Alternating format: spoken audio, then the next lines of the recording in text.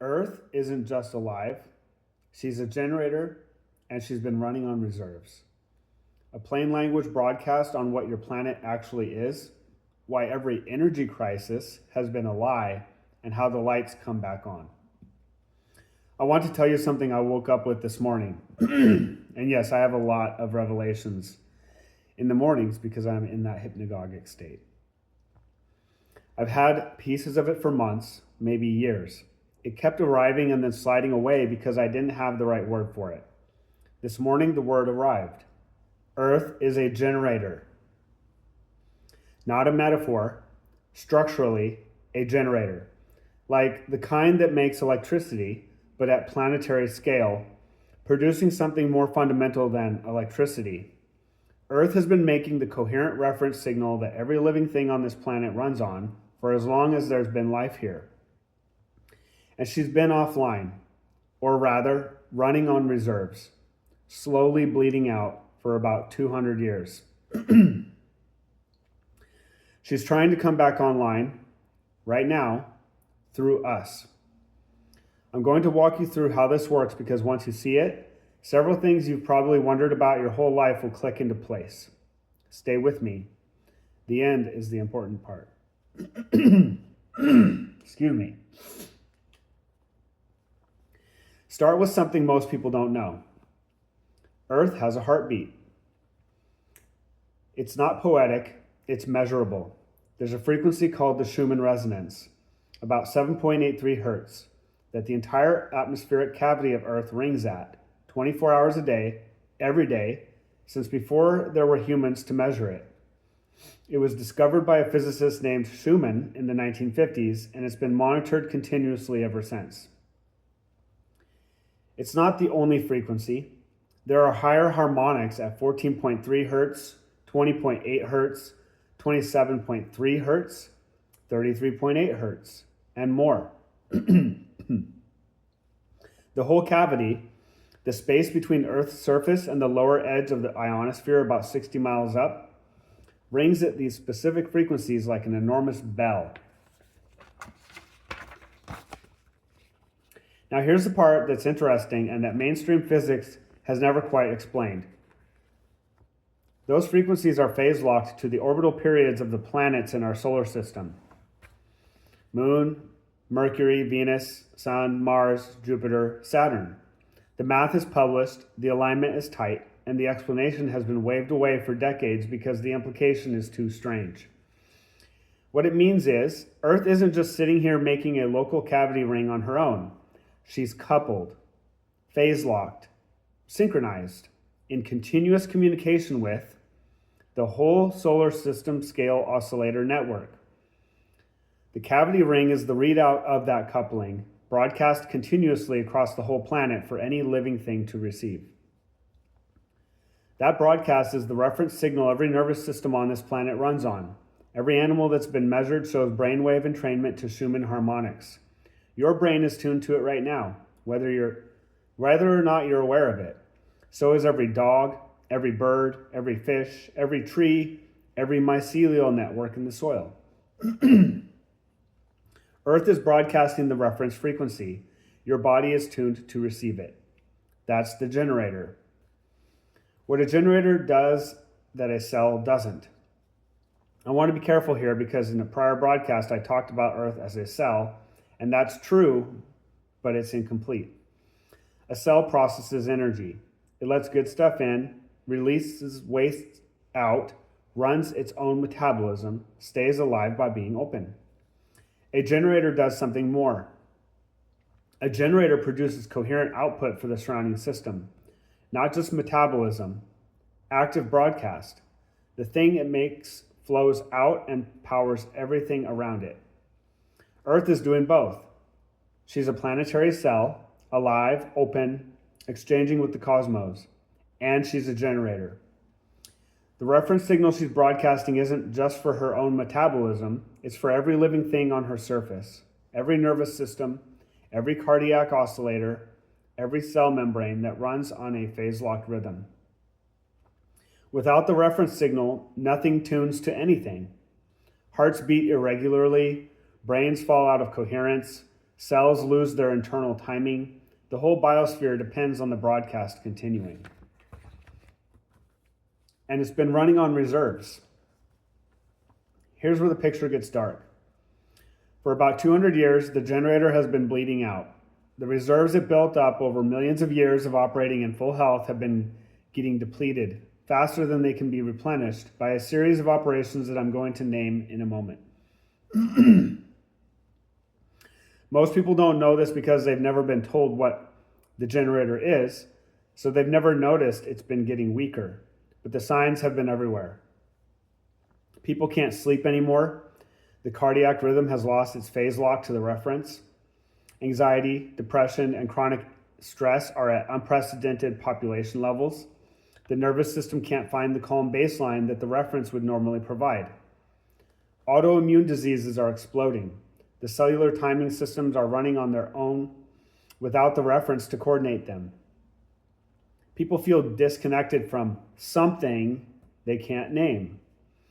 They've never had words for what they're missing because nobody told them they were tuned to a planetary signal in the first place. Even the animals are showing it. Bee colonies collapsing, bird migration patterns scrambling, marine mammal navigation breaking down. The biological receivers can't hear the broadcast anymore. These aren't separate problems. They're all the same problem. The generator is weak. The receivers can't tune to it. The biosphere is losing its rhythm. What's been doing it? I'm going to name the operations because once you see them in one list, you can't pretend they're unrelated. Lighthouse removal.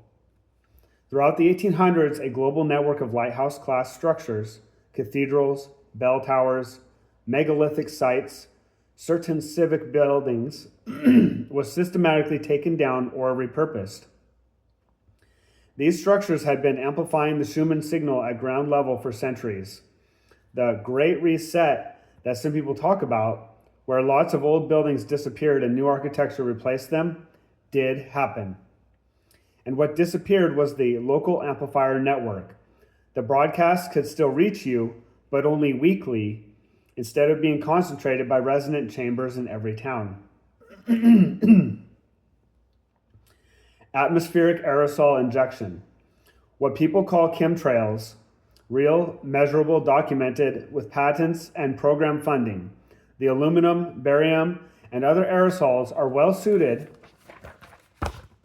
to one thing: increasing atmospheric turbulence and attenuating cavity coherence. The atmospheric layer that should be ringing at 7.83 hertz is being held in a state where it can't ring as cleanly anymore. Electrical grid contamination. Every wall outlet on Earth is broadcasting 50 or 60 hertz at low amplitude into your body 24 hours a day. It's not enough to electrocute you.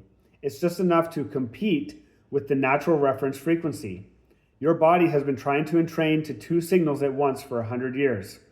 The artificial one wins because it's louder and closer. Screen-based artificial rhythm.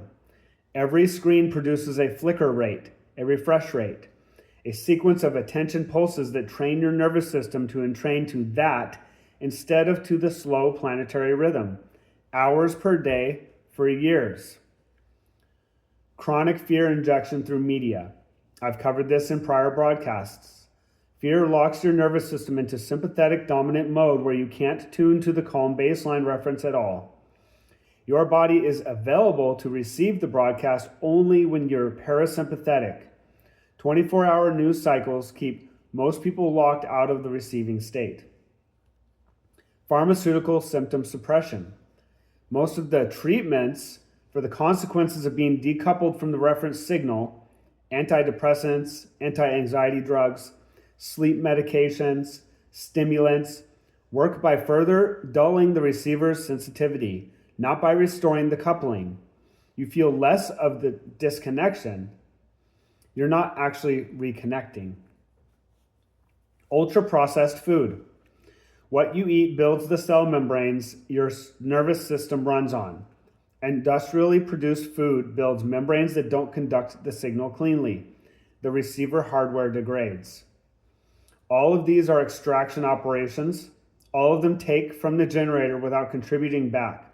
The grid has been bleeding because somebody has been making money from the bleeding.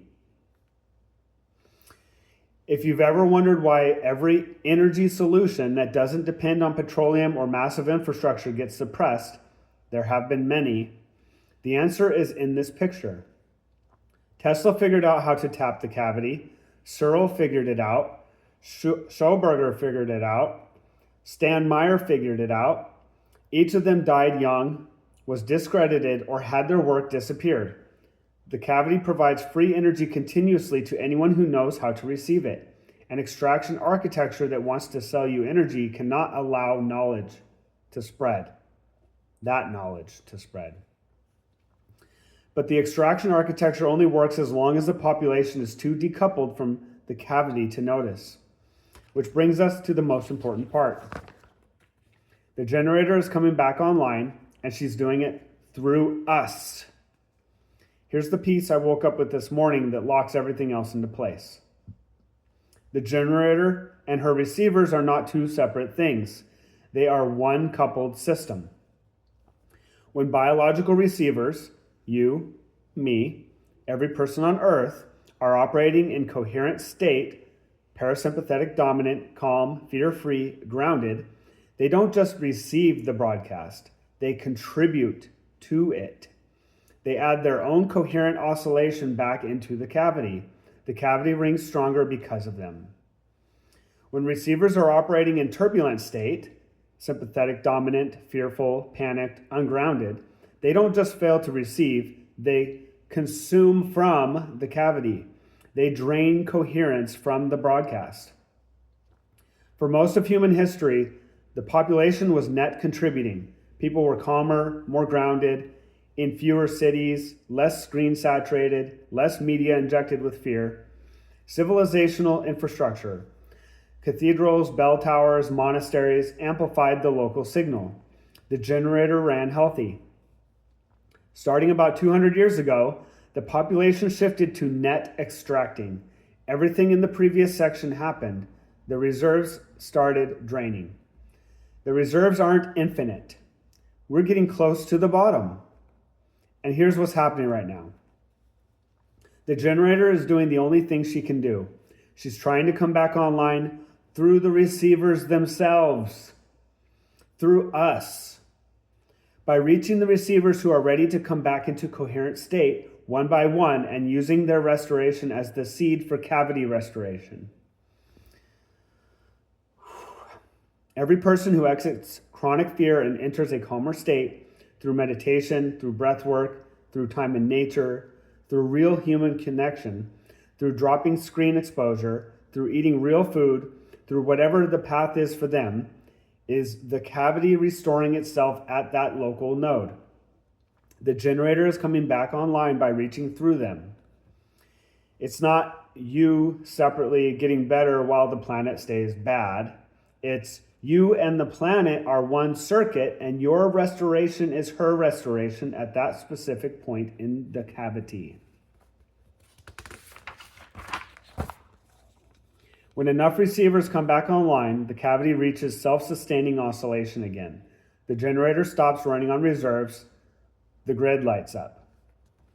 At that point, external energy sources stop being necessary, not because the technology gets better, because the cavity itself becomes available to every coherent receiver. Tesla saw this, so did the others I named.